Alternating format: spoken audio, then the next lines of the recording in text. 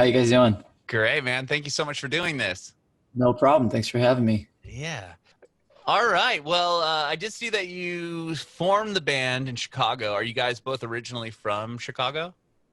Yeah, the Chicago land area. Okay. Both Nick, you from Chicago as well? Yeah, I lived in Chicago my whole life until a couple of years ago. Then I moved out to Los Angeles, where I'm at now. Right on. Nice. Yeah, we're in San Diego, so we're just south of where you're at. Oh, very cool. Yeah. What about, are you in LA too, Joe? No, I'm in the suburbs of Chicago. Oh, okay. Have we met before? You look super familiar. Maybe. I don't know. Maybe. I don't know. I've been to a million shows. Have you played? I know you guys have played San Diego. Yeah. Maybe we have crossed paths. I'm a huge fan of your band, and obviously that whole genre of music is like my life. The Simple Plan, Taking Back Sunday, and kind of that whole pop punk scene. But cool. Well, tell me about how'd you get into music? How'd I get into music? Now that's what I call music CDs. I'm not even kidding. Really? Yeah. Oh my gosh. That's where I first heard like Blink-182 and Everclear and stuff like that. And then I had hit my cousin up and I was like, dude, this band Blink-182 is awesome. And I saw like the music video for Down. Oh, okay. But I didn't have cable, so it was at my friend's house. And so I saw it one time and then I like hit up my cousin Amanda and I was like, you got to get me a Blink CD. So she got me Enema of the State and Take Off Your Pants and Jacket. And I listened to those back, front to back, looking for Down. Oh. I couldn't find it obviously, but like Yeah. I'm in love with those records and then, Tony Hawk, like Suicide Machine, stuff like that. Sure. Yeah. That's rad. That's cool. I love hearing the Blink stories because, I'm from San Diego and I actually grew up like right out on the outskirts of Poway, California, where they're from. And, my friends went to the same high school as them. And it's so mind blowing to me to hear people like across the country and world talking, yeah, I listened to Blink for the first time, like, cause that was my first show I had ever been to. And it's just really cool to hear those Blink-182 stories. For you to grow up, kind of where they came from and where it all went down. That's really awesome. Yeah, it's pretty cool. The sombreros that they sing about in Josie is right like down the road from where I grew up. And Nice. it's really cool. I was talking when I interviewed Ben from Neck Deep, we were talking about this because he has been to that sombreros as well. And if you go in there, they have a whole bathroom, like their whole bathroom is just tagging of people writing like notes to Blink, like, oh, I love you, Travis, or whatever. So and then they ended up moving, like they expanded this taco shop and they had to move the bathroom, but they tried to save most of like the walls and they moved it into the new one so you can still see all the Blink signatures and stuff. It's pretty cool. Been to Sombreros, but I don't know if we've been to that one. Yeah, it's kind of in the suburbs. But yeah, Ben was telling me that they like made a trip just to go to that one. I'm like, that's pretty funny. That is funny. Yeah. Well, Nick, so how did you get into music? I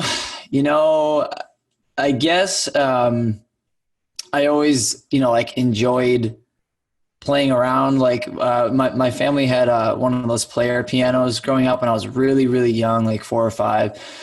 And I would just kind of bang on it and not know what I was doing. But there was something going on. Like, I enjoyed making the sounds and trying to figure out like, how do you make a melody, Mm-hmm. But after that point for the next 10 years or so, I didn't really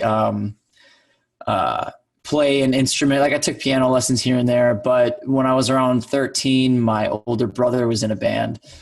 And he had a guitar laying around, and one day I was just randomly like, teach me how to play a song. And he showed me a few chords, like a G chord, an E chord. And I just loved it. I don't know what it was. I just really enjoyed the fact that I was making that sound. And I rode over to my friend's house who lived on the block from me because he played a little bit of guitar. And I was like, look, I could play 2 chords, And then at that point he was like, oh, that's awesome. I really want to get a drum kit. And I was like, you should do it. We can start a band. And he used his 8th grade graduation little fund to buy a drum kit. And we just started jamming together in his garage. And then, eventually when I was like good enough to play maybe 5 chords, my older brother, his band was like a bar cover band. Mm-hmm. And so they would play in bars, and I just remember being like 14 years old, like when their bassist couldn't make shows or whatever, or I would play bass for them like in a bar at like 14 years old. Oh my God. So, I just kind of, I guess, from that age was around it and really liked it. And yeah. Wow. Joe, was the first band that you joined? So yeah, I actually skipped over all that. I just thought music in general, but No, I loved your answer, and I love that you said now that that's what I call music, because you guys were on like that now. That's the like pop punk version of that, right? You guys did that cover of the 1975. yeah, dude, Yeah. I love how that cover came out. Oh my God, it's beautiful. I actually just listened to it a little bit before we were talking, just to hear it again, because I love your guys' version. Thanks, man. Yeah, it's That was awesome. a fun day in the studio. But I got a guitar when I was in like 5th grade, and I didn't play it I tried to play it. I played like Brain Stew on like A string. And then You really only need 1 string for that one, I think. And then a couple years later, I in my room, and then 2 years later, when I was in 7th grade, my mom got me some Blink tab books, and I was like looking through them, and I didn't know what a chord was. I had no idea like anything, and I just remember sitting in my room and like being like, okay, what's going to be the easiest song for me to learn here? And I picked "Happy Holidays, You Bastards" because I was like, that's a 40-second song. It's got to be easy. Yeah. Sitting there and like, the first chord's like a B chord. And I just remember like building that and like playing it and being like, oh my God. And like unlocking the chords. Mhm. But I played like alone until, I was in like, oh man, I was probably 14. And I had a friend that I met on the internet that, he played some guitar too. And so he came over to my house when we were like 14, 15. And I was kind of in bands with him until I met, all the Knuckle Puck guys. Oh wow, okay. So, and really it was just the 2 of us like on acoustic guitar, and we jammed with a few drummers and stuff, which was like an inexplainable experience to jam with a drummer for the first time. Sure, what a difference, huh? Yeah. I remember talking to you, Nick, about like how you guys had the boombox in like you guys would jam and you put the boombox in or whatever, and you like recorded on that, right? Yeah, we would use random stuff to record stuff. Yeah. Didn't you actually do a cover of Down? Oh yeah. We took the same VHS camera that you have, Joe. My older brother had that, and we would record ourselves by putting the camera in the middle of the room and just leaving the lens cap on and recording it to tape and like having the audio on the video camera. Yeah, that's what we would use. That's brilliant. Yeah, not but the VHS, dude. Yeah. But I remember when you were telling me that, I was like, man, like, I wish I had that, but whatever. I mean, it's cool, man. It's cool. Yeah, that's a great idea. I've never heard that before. Yeah, I was always trying to figure out, how to record. Like at that age, I didn't have money. I didn't have any kind of like recording gear. Mm-hmm. So like we would use any random thing that had recording capability, which, at the time was, kind of difficult to come by. Like eventually, we would use like someone's razor or something. We would put it in the next room and record like a voice memo or something. But, it never sounded good. It never, yeah. But actually the video camera, it sounded decent. Like it really didn't sound too bad. We joined a battle of the bands my freshman year of high school, and that's how we submitted our recording. We just recorded it on a video camera, and and that's how we got in. That's funny. They probably put it in the VCR and were like, why is there no picture? It's just the music coming through. Yeah. That's cool. That's funny. So, well, Joe, how did you learn, like, when did you realize that you have a very, very good voice, like that you have a great singing voice? Well, I honestly only ever did it because nobody else wanted to. Really? That's the only reason I ever did too. Yeah, man. And like, I probably still don't know how to sing. But it's just one of those things. Yeah. Like, oh, well, nobody else is gonna do it. And like, I guess I kind of wrote a song, so I'll just sing it. Sing it. Wow, dude, because your voice is so dope. Like, I think that would be something you grew up working on. But like, nah, nobody else wanted to do it, so I just did it. That's the epitome of this band, man. I love that. Well, how did you guys then link up? I think Joe, John, and Kevin had jammed a couple times, and I was visiting Kevin at school. He was going to Illinois State University at the time, and I didn't know Joe or John, but I went over to ISU to hang out with Kevin and some other friends. Mm-hmm. And I remember at the time it was funny. Kevin was still in his childhood band, like his first band, and mm-hmm. You're very attached to your first band. You don't want to hurt your friends' feelings in the band.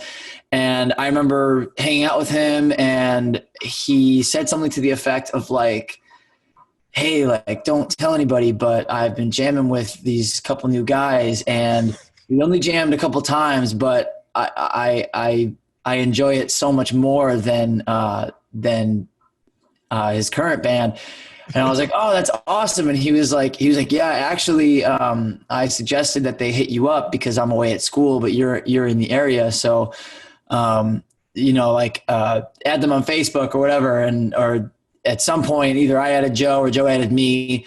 And then Joe and I started talking on Facebook Messenger, and that's kind of how we met, I guess. And then eventually Joe picked me up before the first time that we all jammed together. And I hadn't met him. I had only talked to him on Facebook Messenger. I was like, okay, so Kevin was like, I don't know if I can jam with you guys. I'm at school. I'm in this other band. He's like, but here, hit up my friend Nick. And that was right around Thanksgiving. And then from Thanksgiving until the spring, you and I kind of talked, but you and me, Nick, we kind of talked, but we had never gotten you out to come jam. And I remember I wasn't sick of it, but I was like, dude, I got to see what's up with this guy. So I remember, I messaged you or I texted you, and I was like, hey man, can you jam today? And you're like, yeah, but I don't have a car right now. And I was like, I don't care. I'm coming to pick you up. Where do you live? And then I got to your house, and I had some stuff in my back seat, and I was like, hey, can I put this in your garage while we go jam? And then he was like, I guess. So I just put some stuff in his garage, and then I've never left him alone since. Did you leave your stuff in his garage so you could always have an in to come back and see him? It's the classic, girlfriend leaves her shirt or whatever. CDs. In the apartment. That's too funny. Well, how did you know Kevin then, Nick? I've known Kevin since I was in fourth grade because his cousin is one of my best friends since third grade. So that friend in particular, his name is Alex. He would have birthday parties every year at his house, and that's how I met Kevin. And we just remained in touch. Kevin and I went to the same high school eventually, and yeah. So I've known him for all your life. Yeah. Wow. I'm sorry. I used to play hockey with Alex's brother, and it's so weird because then Nick and Kevin went to high school together, and then Kevin ended up moving high schools and went to my high school. So okay. I knew of Kevin as the only other kid in the school that wore Vans. There was a kid, so we had a dress code, but. Yeah. A couple of kids will wear Vans like me and Kevin. The rebels. That's a very accurate thing. You always knew who your friends were because they either wore Vans or other skate shoes. That's awesome. Kevin, man. Kevin's you guys are a year older than me in school. So I was like, oh man, it's Kevin. He's in a band. he was in a band and I was like not in a band. I was just jamming with like one friend. So And then you guys decided to start playing together. Like, were you guys still in high school then, Joe? yeah, When you, okay. that was my senior year of high school. Our drummer Okay. is the same grade as me. And like I told you, the one friend that I had always played music with throughout high school, we kind of had like a falling out. And I was just like, I need to start a band. I can't not do that. And so I just like cold messaged John. I had met John one time at a party and we had one mutual friend who was always like, dude, John's the best drummer I know. And like, we saw this video of him covering a transit song called Stay Home. And it's like beat the whole time, like the whole time. And every drummer I jammed with, nobody could play a beat like that. Nobody could, nobody ripped like he did. And I was like, I need to play with this guy. And so I was like, I texted Kevin because I knew Kevin kind of knew him. And so I got his phone number. He ignored me for a while. I hit him up on Facebook.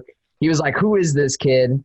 But eventually I went over there and yeah, we just like, we're like, all right, what do we play? I'll never forget like standing there and him like in the corner behind his drum kit, just like looking at me and me with my guitar, like, all right, now what do we do? John was terrifying at that age. Dude, we thought he hated us. Yeah.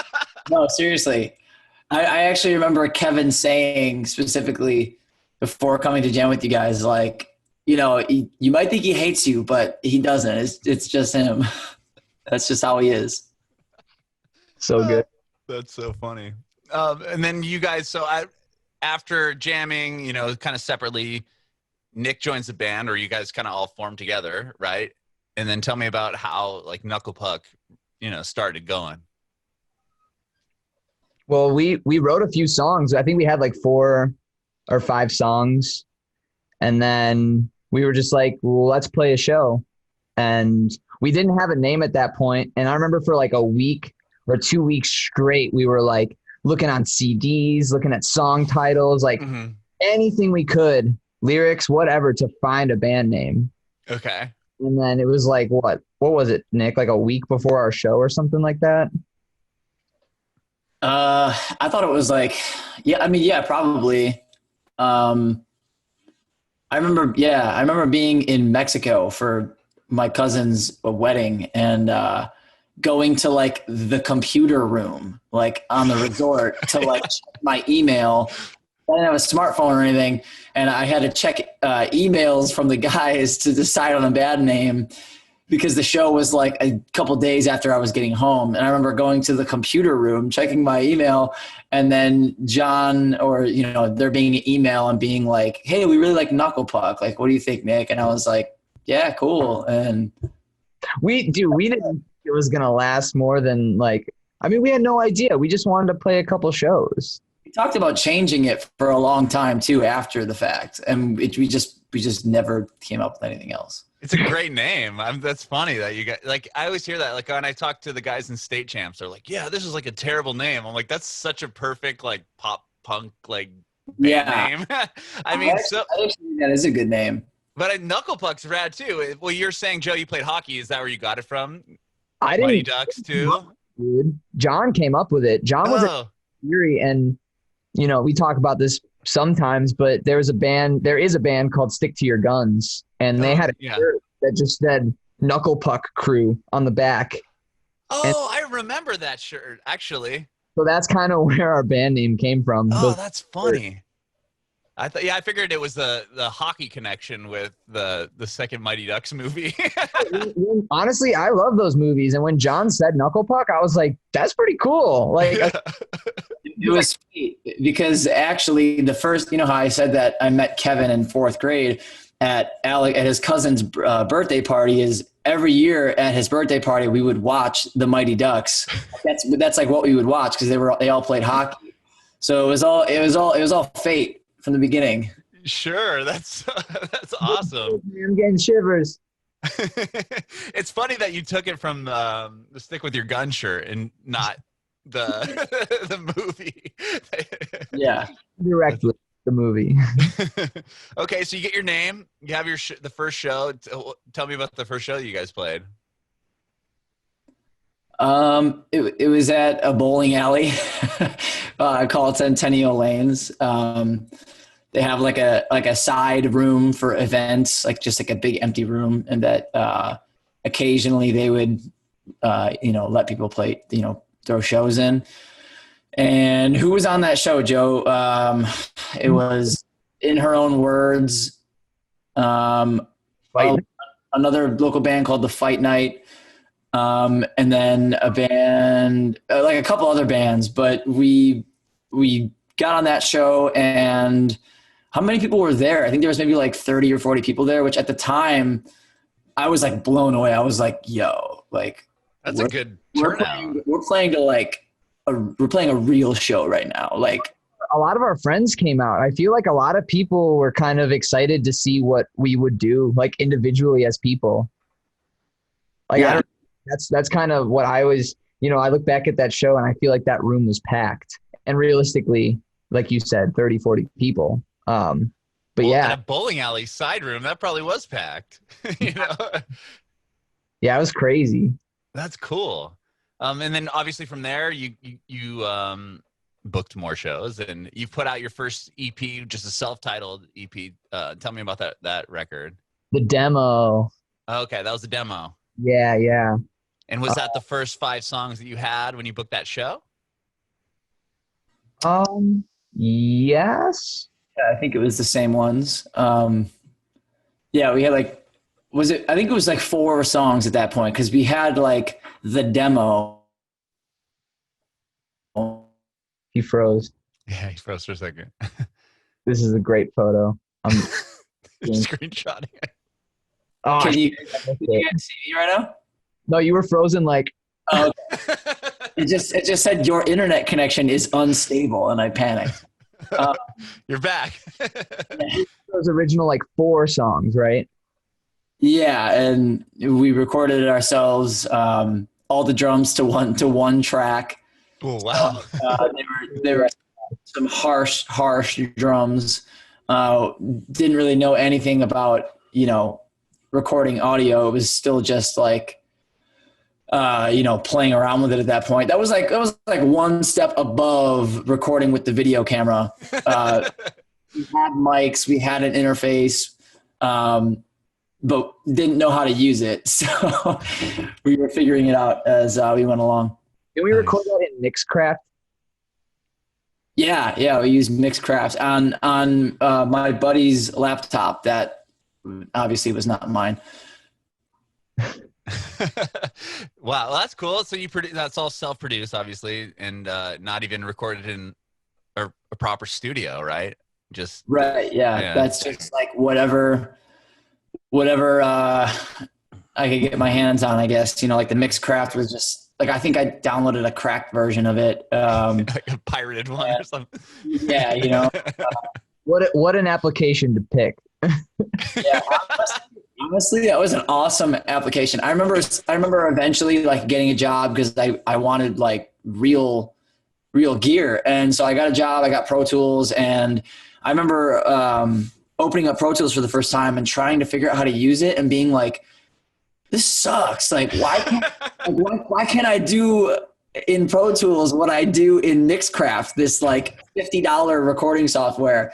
Eventually I figured it out, but it was so frustrating because Mixcraft was like designed to like be easy for someone to use who doesn't know anything. So obviously I preferred that at the time. Sure. It's like iMovie or just like the very basic software. Yeah. And then, so were you guys just, after you recorded that, were you just still playing around Chicago area? As much as we could, yeah. And then, as much as we could, because, Nick, I think you had a full-time job at that time, like by the next, like after that summer, because we played our first show in the summer. We played a few shows that summer, recorded the demo that summer. And then right after the summer was done, when the school year started, was when you started to work, right? I think I don't remember exactly. I started working at the school full time like November after I graduated high school. So like 6 months after I graduated high school, I started working. But before that, I was like doing part-time stuff and stuff like that. Okay. But we almost like, and I'm sure you'll get to it, but we almost didn't even record the next release that we did record. Acoustics. Oh no, not acoustics. Go ahead though. Sorry, I don't mean to jump in front of you. No, I mean, I don't even know what we were talking about specifically. We did do that acoustic one though. That was the first time we ever hung out with Dan Lampton, formerly of Real Friends. Right. I remember that now. And did you guys do that all yourself as well? In same spot, same deal? Yeah. Yep. Yeah, just throughout like this band, you know, we've always been recording stuff here and there ourselves. So we did that one ourselves. And after that, you know, we had been playing shows for probably like a year. And at that point we all were like, you know, I think we should get some real recordings, like go actually record somewhere. And there were a few spots like nearby that we knew about.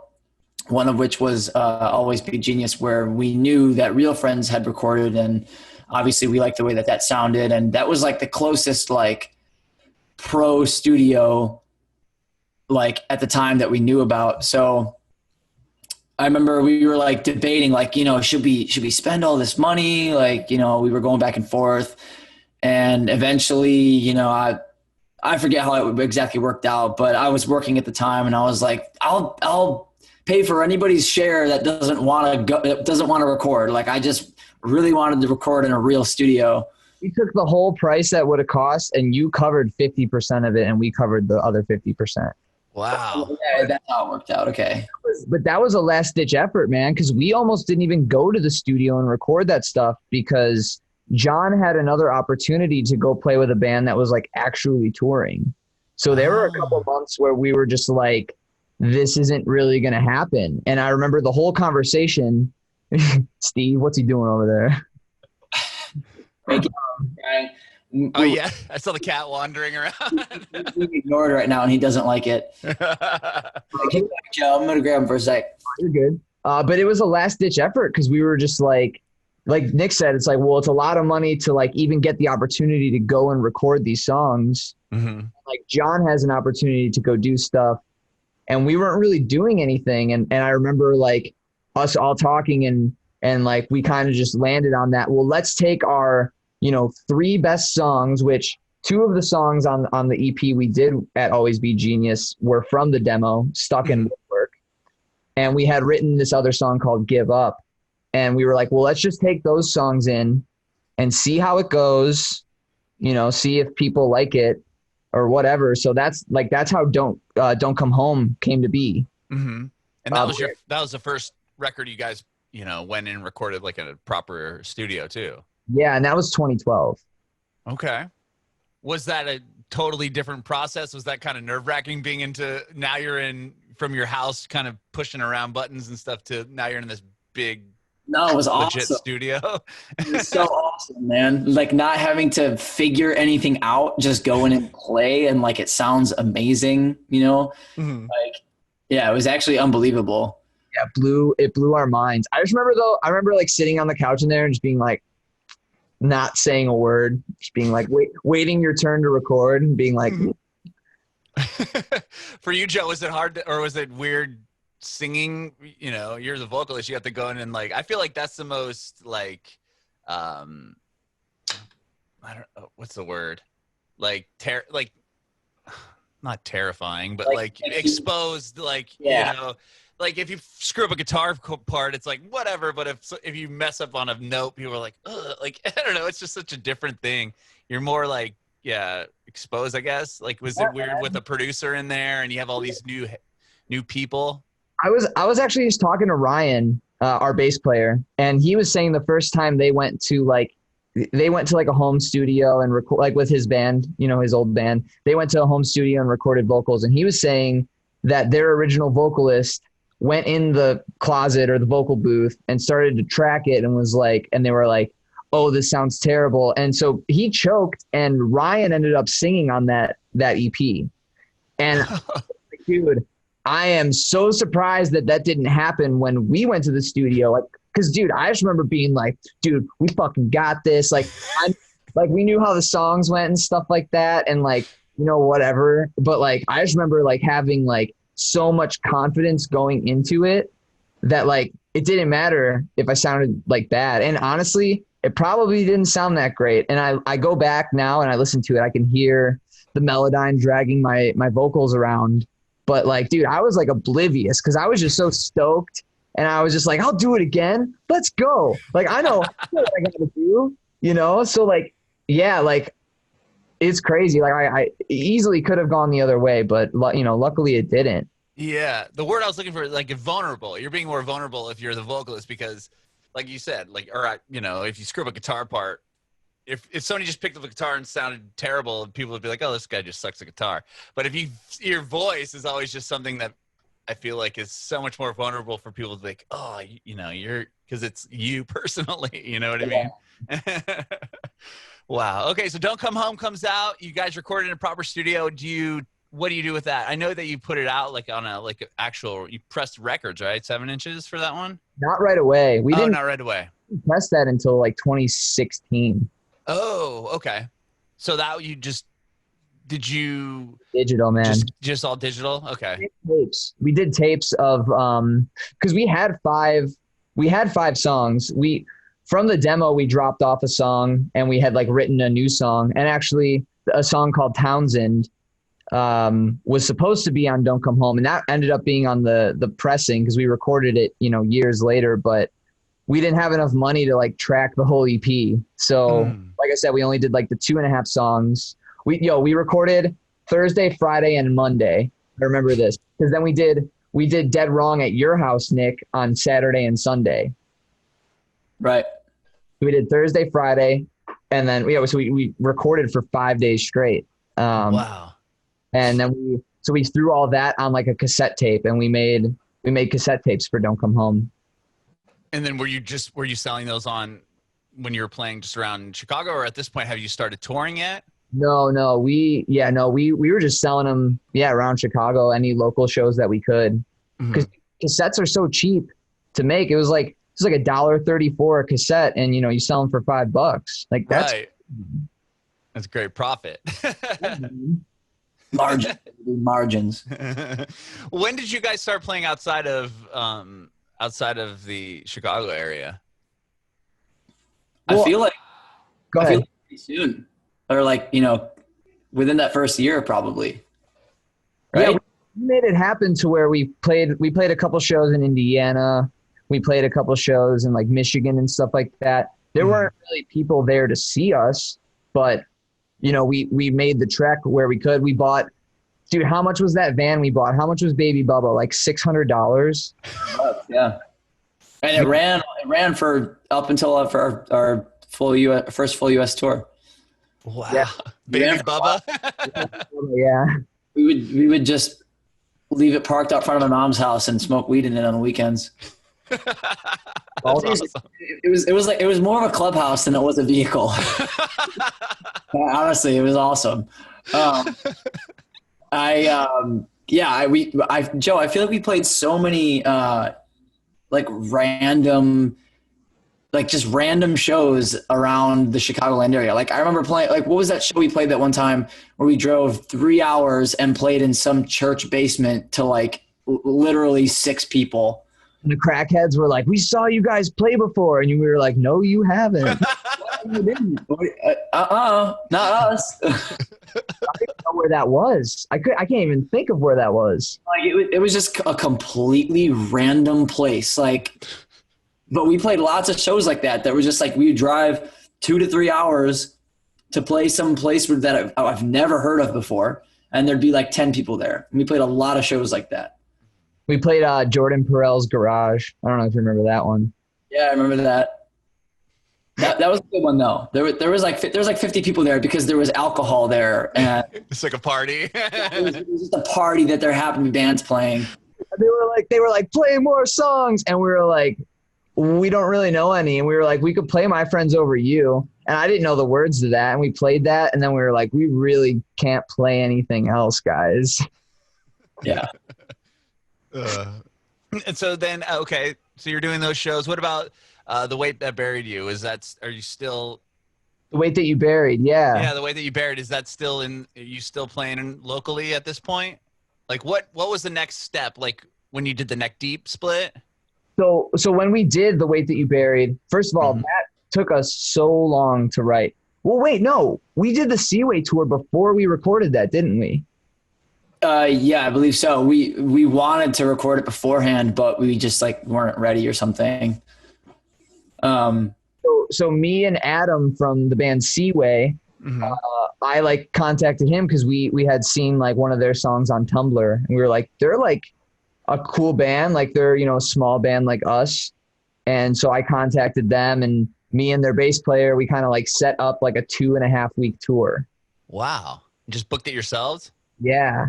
With the help of, you know, people in bands too that played the shows and stuff like that. Everyone was honestly like, it was probably the best DIY tour that like could have happened for us. You know, everyone was so cool and so nice and like getting us the shows. We had some merch. We went in the Baby Bubba, which was like kind of. I was gonna ask. It was kind of scary, dude. The Baby Bubba, like, okay, picture just like, you know, a big passenger van, but it had like the 2 front seats and nothing else in it. Okay, so, yeah. Nick and I went to a junkyard and we got a bench out of some old van and we put it in there. And before that tour, we bolted it down in the back of the van. So it was like a bench all the way in the back, all this open space, no seat belts in the back. And then the 2 front seats, which did have seat belts. But I'm so surprised we didn't get pulled over once on that tour. Are you sure? We did get pulled over on the way back in Indiana when we went, dude, the last show. After the last show, we went and drove to that girl Jenna's house to stay there. And we got pulled over like a mile from her house. And the cop was like, "Where you going?" And we were like, "Oh, we're going to our friends." And he was like, "All right." But dude, that was scary. Wow. He let you guys pass through? He let us go. Wow. Was that a full U.S. tour that you guys did? No, that was just East Coast. Yeah, it was East Coast. Oh, that's cool still. I mean, it was great. Yeah. And then, so when you got back, that's when you recorded The Way That You Buried? Yeah. Okay. And then how did the Neck Deep split happen? So go ahead, Nick. Go ahead. Oh, I was just going to say, so we recorded The Weight That You Buried, and then we were looking for a way to like, you know, put out a single or something like that. And there was this website called Property of Zach at the time. And so we contacted or I reached out to him, or like maybe Kyle from Real Friends gave me his contact. And I was like, "Hey, we want to stream this song, yada, yada, yada." And he was like, "Okay, cool. Send me the track." I sent it to him. We launched the song. And dude, it had like 5,000 plays in like, you know, in the first day that we had it up. Wow. And so Zach called me or emailed me and was like, "Hey, I would like to manage you guys." And we were like, "Okay," you know, we all talked about it and everything. And then, yeah. And so he started managing us. We did a run in, was it December 2013?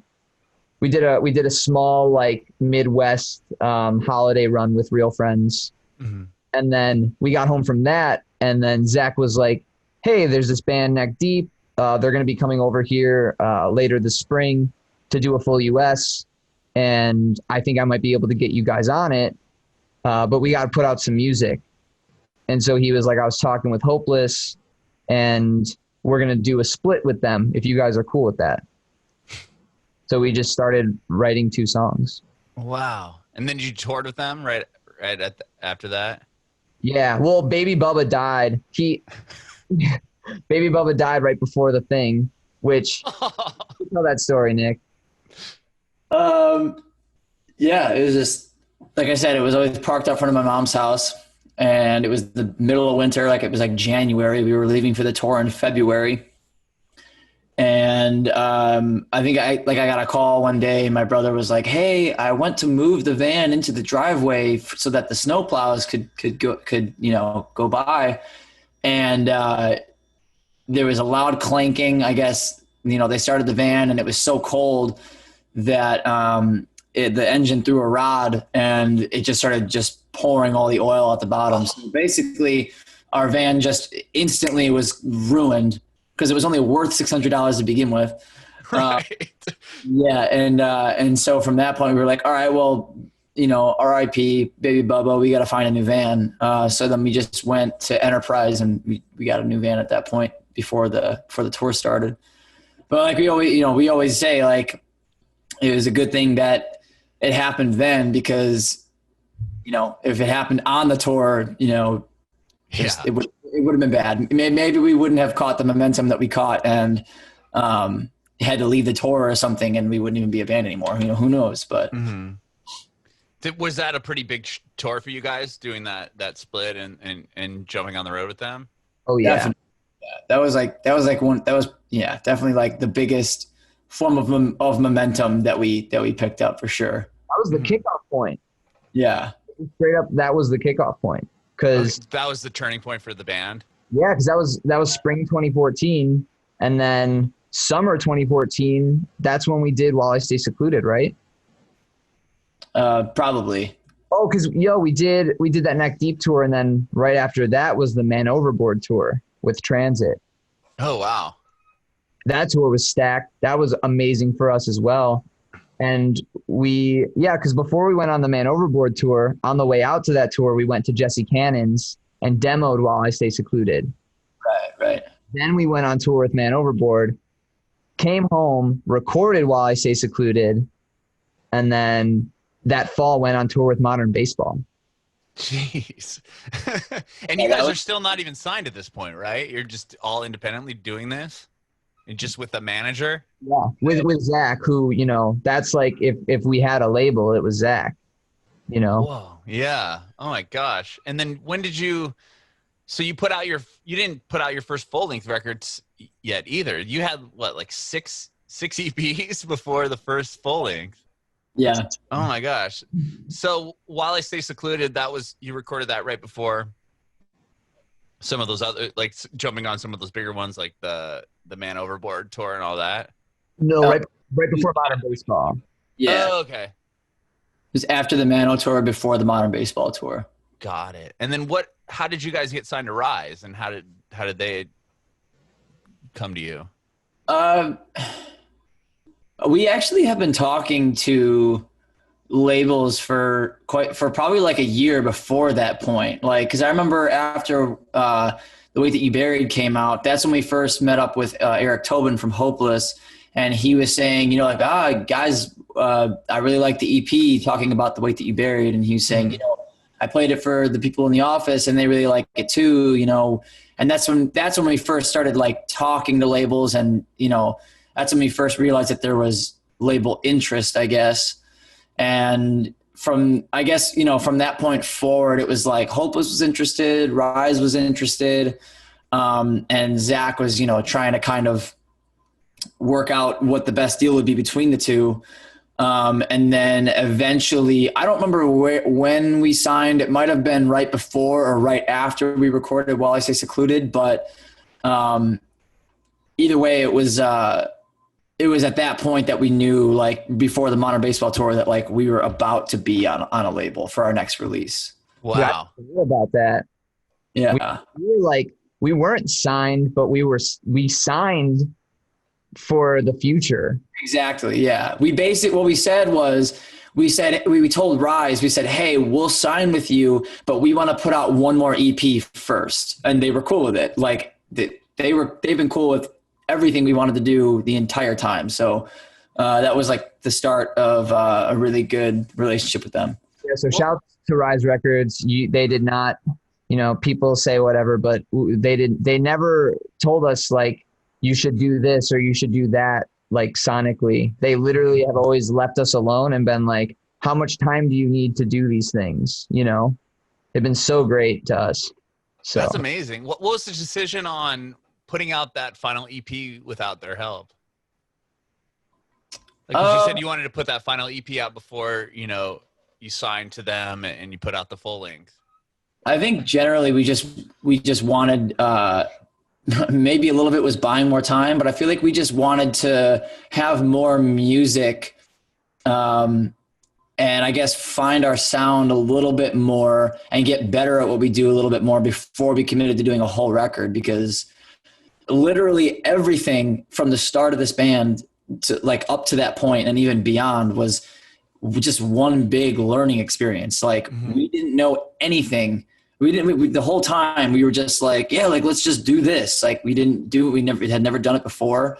Like we had never recorded before, made music before, like anything like that, to the degree that we were in this band. So we basically were like, you know, let's do one more EP. Let's, you know, build a little bit more hype. And you know, just figure things out a little bit more, refine it a little bit more before we commit to doing a full record. So I think that kind of was the mentality behind that. 100% was nail on the head, man. Was it was it scary to think about, like you said, you know, you wanted to make sure you had like when you signed a label, like, okay, now you know you have a full length record you have to put out. Like, did you feel like pressure? Like, okay, now we have to come back. We got to write the record. We got to like write these songs. Like, you know, you kind of had like not a time crunch, but you almost had like you owed them an album. Was that kind of? Yeah. How do you guys feel about that? The answer is yes. It was scary. Did you feel pressure when you came back to write the songs?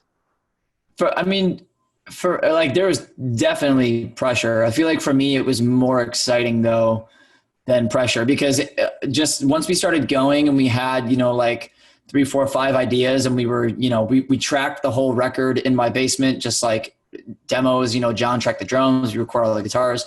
And I feel like once we had like, you know, a few demos and, you know, I was looking around my basement and John's tracking drums and, you know, just realizing, wow, like we're making a record. Like, this is stupid. Like who's giving us money to do this? This is dumb. Like, you know, not dumb, but it was just like, I don't know. It was super exciting. Like I do specifically remember like looking around and being like, wow, like we're doing a full length record. Like, this is what we talked about doing when we started the band, you know, like maybe someday we could do a record, you know? So I have all the demos that we did in your basement. I just pulled them up on my iTunes, and you know what the name of the album is? I don't even know what's happening. Yeah. That's so awesome. Well, then when the record comes out, it crushes. You sell like 8,000 copies right away, right off the bat. And you guys are nominated for like an alternative press music award. Like, was that pretty, like, tell me about like once the record comes out, like seeing that success happen. Well, I mean, if you back up a couple steps for complete you know, to be completely transparent, we went on Warped Tour and we were pushing pre-orders like crazy. So it wasn't just like the album dropped and 8,000 people bought it. You know what I mean? It was like we did like the classic like Warped Tour your stuff to people. So we had the first track, Disdain, had come out while we were on Warped, and we had headphones and an iPod, and people would come to the tent and we'd be like, check this out, you know, be like, oh, this is cool. And we'd be like, we have these download cards, you know, like it looked like a tour laminate just with Copacetic's artwork. And we were like, if you like it, you can buy it for $10 right now, or $5 or whatever it was. So all that stuff kind of added up to that like 8,000 number. But yeah, like we really tried to like push it, and like, you know, for lack of a better term right now, a grassroots, you know, kind of building. Yeah. Wow. So you guys were on the Warped Tour too, like that right before that album came out? Yeah, it came out like during that Warped Tour, right? Because it came out in July of that year. So we were on Warped Tour when the record came out, which was, you know, that was strategically planned, because we wanted to release it at a time where it was going to be available to a bunch of people. So, yeah, smart. And then being able to get the people, kind of rope them in to buy the record, like you're saying, like, hey, check this out. This album's coming out. And obviously, yeah, that's a really smart move. That's awesome. Oh, how was that Warped Tour? I always hear that that's like the best tour to be on. Yeah, it was awesome, man. You know, people like, I feel like there's so many bad things that people will say about the tour before ever saying anything good about it. But like it was the time of our life. Like, and I think I can confidently speak for the other people in the band. Like those were some of the best times ever. Awesome tour. You're just outside in the sun playing music all day. And like, you know, yeah, there are shitty days where you're sunburned and tired and dragging gear across a field or mud or something. But like, even that, it's like you look back on it and it's like we went through the shit, like, and also had the best time of our life, you know, like. Dude, every time I walk through a hot parking lot, I flash back to Warped. That's funny. But yeah, dude. So it's crazy. We had like, we were supposed to get a bandwagon, which are like the big black things with the, you know, the BW. Oh, yeah. And I don't know what happened, but like we didn't get a hold in to get a bandwagon. So all the bandwagons were gone and we were like, well, what are we going to do? And it was the mistake of our business manager's assistant. So he took the fall and was like, okay, guys, look, I'll get you a bus instead. You'll only pay what you paid for a bandwagon. I'll pay the difference. So that was super kind of him to do that. But sorry, go on, Joe. So we were just amped. We were like, a bus? What? Yeah. And dude, I remember we were riding down 95th Street, which is like, you know, like one of the main streets in our suburbs. And we were riding down 95th and we were like, whoa, we felt like kings, you know what I mean? And dude, that bus was such a piece of crap.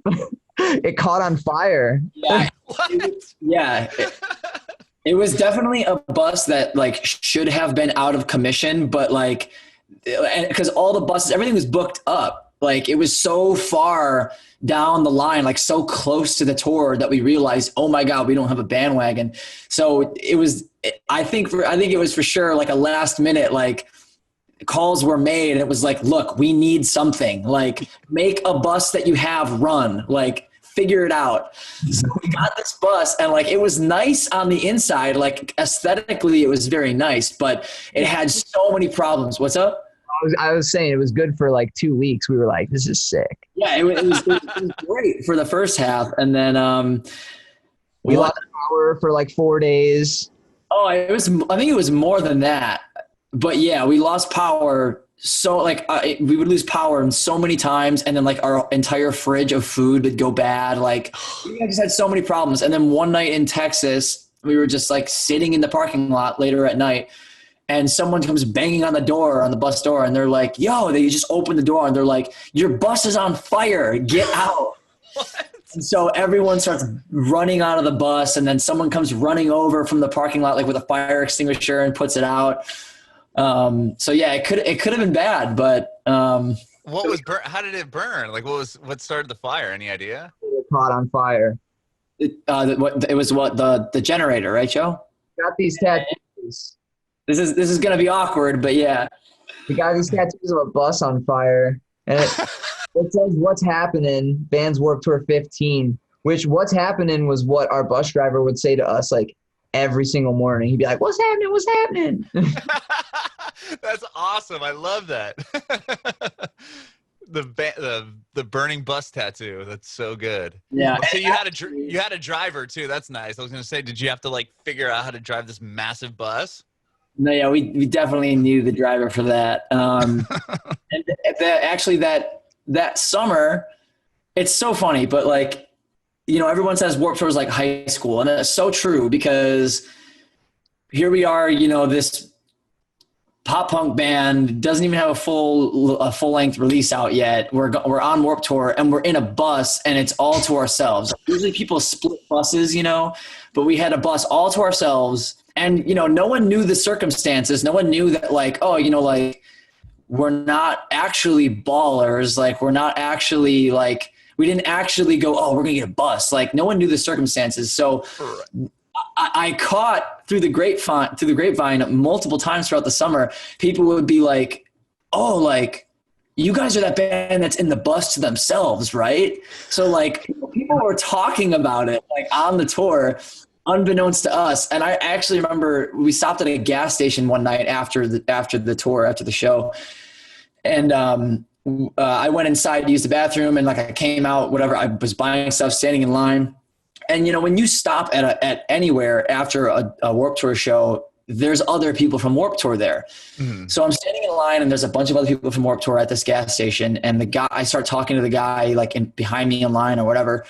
And he was like, oh, like who you with, whatever. And I was like, oh, Knuckle Puck. And he goes, oh, you are the guys that, like you're the band that's in the bus all to yourself, right? And I was like, I just kind of threw my hands up in the air, like, what the fuck are people saying about us, like on the tour, So man, it was funny. It's definitely high school. Word gets around. Sure. That's so funny. Yeah, they're probably like, oh, look, the rich kids in their bus. And you're like, no, dude. Oh, man. Okay, so that you Copacetic comes out. You guys are you do the Warped Tour, all that. And then Shapeshifter's your next record. What was like the milestone from that album? Touring all the time. Okay. Like, for real, because we did all those tours leading up to Warped, and then what did we even do like after Warped? I really don't remember. I feel like our touring schedule for that record was less than Copacetic. We did go on a 2-month tour with Mayday Parade immediately after recording the record for the first time. And that was the longest tour ever. That was longer than Warped Tour, I think. Yep. But after that, I think we did a headliner, and then like maybe one other tour, and then maybe like some international stuff and a couple fests. But we definitely toured a lot on that record. But when you say milestone, yeah, I don't know. That 2-year period was definitely very like fast and busy. Yeah, very dense. Mm-hmm. Yeah. So yeah, I'm actually not sure if any one thing sticks out other than the fact that we recorded the record twice. You recorded it twice. Tell me about that. Well, we recorded it the first time in Los Angeles, and it was a mixture of, that was the first time we had ever recorded with anybody that wasn't Seth Henderson, who recorded everything else that we had done. Mm-hmm. We loved working with him. Recording was always so much fun with him, and we went to do this record, and I think it was a little bit less than what we were expecting. We didn't quite hit it off as well as we thought we would. And on top of that, I feel like just the creative juices weren't flowing how they usually were.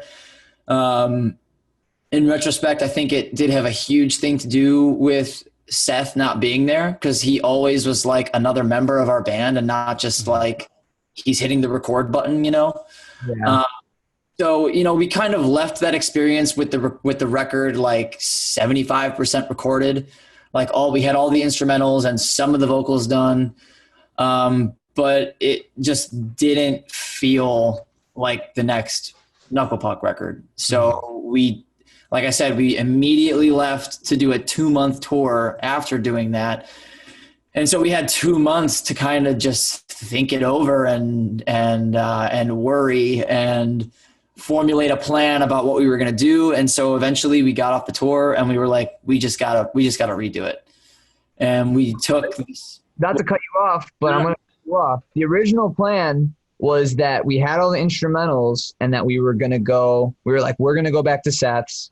We're just going to finish the vocals. No, we were going to go back to Los Angeles to do the vocals. Oh yeah. We realized that would not be fun, and that is not necessarily what we want to do. So sorry, go on, Joe. But then, yeah. So we talked to Zach, our manager, and we reached out to Seth, and we were like, hey, we got to finish, the band has to finish these vocals or whatever. And so we were like, cool. And then on the Mayday Parade tour, I remember we were like, okay, we have to talk and like figure out what we need. We have to like make a list of things that we might need to fix. And there was this whole conversation, and yeah, we just realized like, dude, we need to do a lot more than just finish vocals. And so it started like, okay, well, we're going to redo all the drums, and we're going to finish the vocals. And then we got into the studio, and then we started combing through the tracks, and we were like, oh, we got to redo this guitar part. Oh, this is a lot more than just drums and vocals, guys.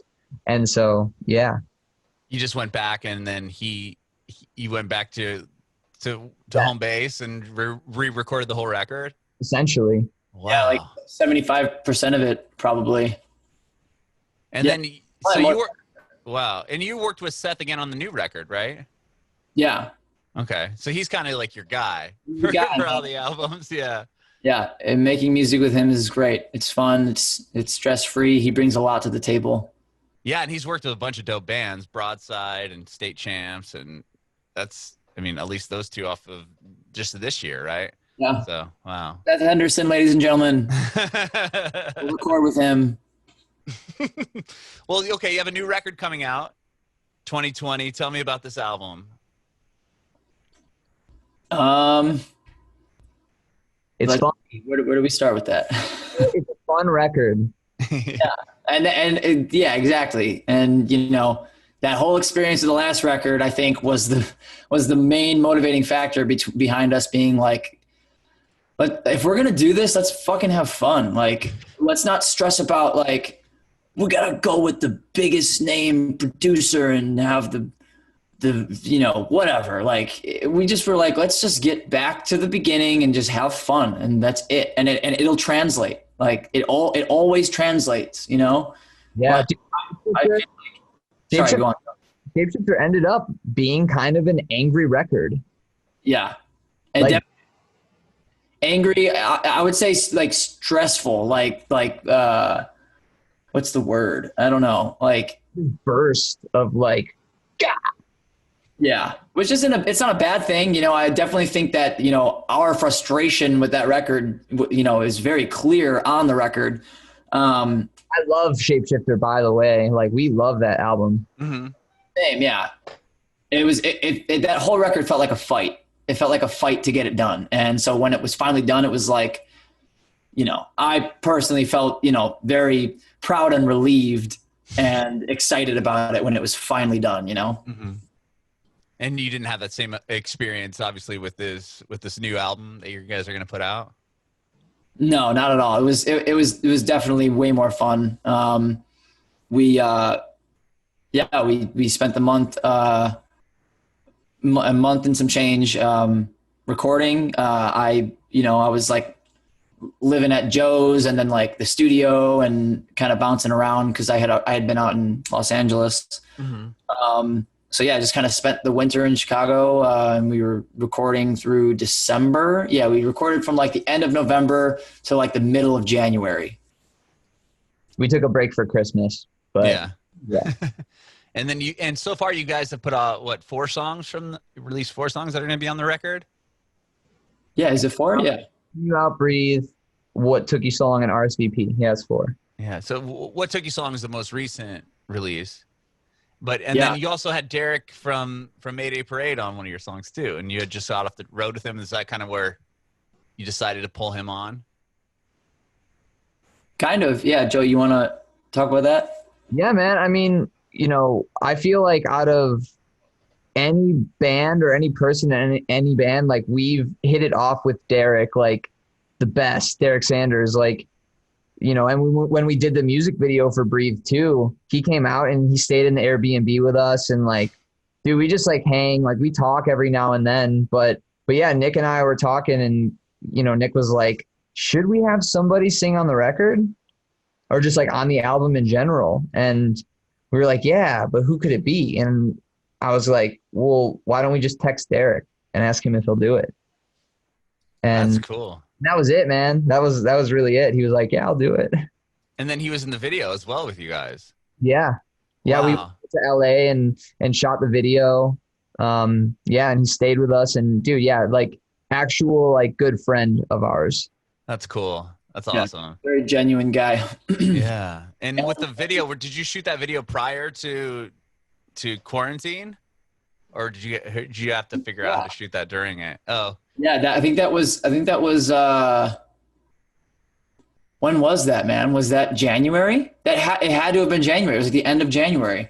Yeah. Because we went on tour at the beginning of February. Yep. Yeah. were you guys on tour when the lockdown happened? Yeah. We were in San Francisco. Oh, like probably one of the worst places to be, aside from New York and Seattle at the time. Yeah. We Oh loaded my gosh. we loaded all the gear in for the show. To the stage. Yeah, started setting it all up, and then the venue rep came in and was like, "Sorry guys, show's canceled."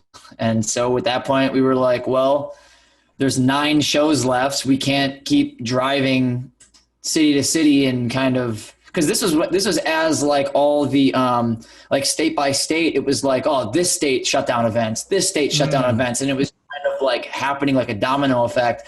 And so we were like, we can't, our next 4 shows we technically can play, but by the time we get there, they might tell us the same thing. So we were like, let's just cut our losses and cancel the rest of the shows. Everybody will get their money back. No harm done, other than, missing the shows. But so yeah, we cut the tour short by 9 shows. Wow. And then you, excuse me, you had to drive back across the country to Chicago, or you stayed in LA, but that was kind of it. You just guys were like, oh, well, I mean, there's nothing we can really do. Wow. So we stopped, it was cool. It was cool to drive back. We stopped at the Salt Flats. I had never seen the Salt Flats before.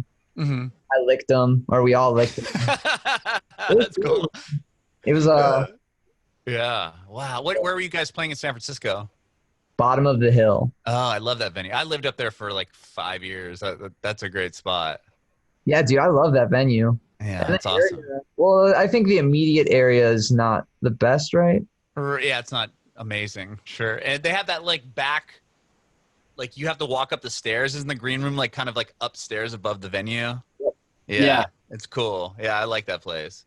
Unfortunately, yeah. You guys get there and set your stuff up and they're like, sorry. Well, dude, it was like that day they shut down San Francisco itself. And then Oh, okay. the next day, all of California shut down. Wow. Yeah. Oh my gosh, that's crazy. Yeah, I've talked to a few bands that were like on the road. They'd be like in the middle of the country and okay. Did you start seeing the shows dwindling down like as far as capacity or no? Really, there was only one that was like that, because the day before San Francisco was Los Angeles, and I think there was like 300 or 400 tickets sold, whatever it was, and I think 150, 175 showed up. So like half the amount of people showed up, and that's when like it really started becoming like, oh, this is like a serious thing. Like people are like, states are shutting down events and stuff. Like this is real, So it was really just that one show. Like in a matter of 24 hours, it had gone from this is a little bit of a concern to no, like stay home. Nobody, like events aren't happening anymore. Like, it was literally in a 24-hour window. So like that night in LA, half the amount of people showed up. It was still a really good show, but I think we started the show and I said something jokingly like, hey, we're Knuckle Puck and this is the last show of your life. And literally that was the last show of the tour. Cause then the next day it was like, all right, now no shows in California at all. So everything just started like rolling like really quickly with the shutdown, Yeah. And I remember the vibe at that show being strange. People were like staying away from each other. You know what I mean? It was very like the crowd was spread out and there weren't a lot of people there. And it was, you could tell that they were like, not going to go by people. People started getting scared. Yeah. Cause it really kind of like, it was like a short buildup. It was like from shaking hands to like knuckles to like elbow. And then it was like, nobody go around each other at all. Exactly. Yeah. No one was wearing a mask at that show. Like that masks weren't a thing at that point. No. But Joe's right. I remember like being at that venue, like being like playing the show, and like it was like a good show, but it was a very somber vibe. Like it was like sad and scary, I don't know. It was just weird. Everybody felt like there was just something odd happening, you know? Yeah, something wrong was about to. Yeah, it was definitely something in the air. I felt like once it started really getting around. Like the first thing I saw, and it was somebody posted something on Facebook or something that said like, people think coronavirus is from drinking too many Corona beers or something like that. And I'm like, what the hell is coronavirus? And then within a week, it was like, everybody knew what it was, and the country shutting down or the world shutting down, really. Yeah. So bizarre. Well, how do you guys feel about putting out this record? We're going to probably still be somewhat quarantined when it fully comes out.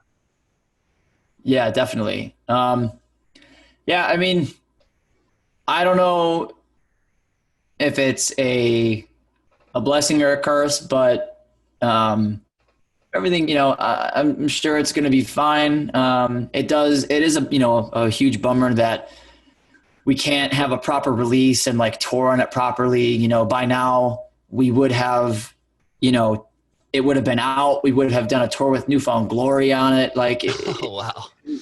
We had some really, really exciting plans in the works. We wanted it to come out at the beginning of the summer, be like a nice, fun summer record. Well, I mean, it's coming out at the end of summer, which isn't the end of the world.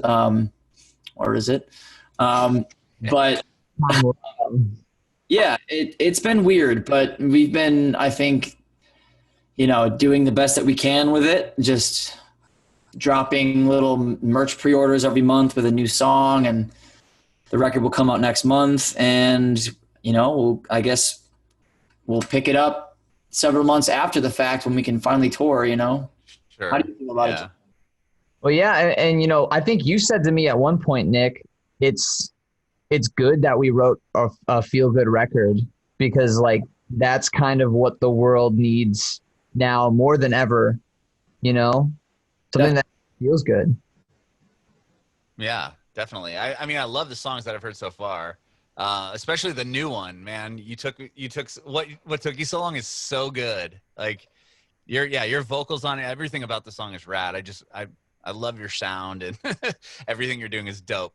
I'm just a huge fan of the genre, and you guys in general it's amazing. So Thank you. I can't wait to hear the whole thing. What about like live Instagram stuff? Are you doing that to promote it? We are. Go ahead. No, good. Go ahead. I think you had a more formed thought than I did. I was gonna say we're gonna be doing like a streamed concert at some point. I don't know when we're like announcing it or anything. When is it coming out, this podcast episode? Whenever you guys want it to put it out, really. I mean, we just announcing the thing. Nick. I don't know, but I think we can talk about it. Go on, Joe. No, yeah, we're going to be doing a streamed concert. We're going to be going and like setting up at a Chicago venue, and a certain specific outlet is going to be streaming it on their website. I don't know if I can say it, but Audio Tree will be streaming it.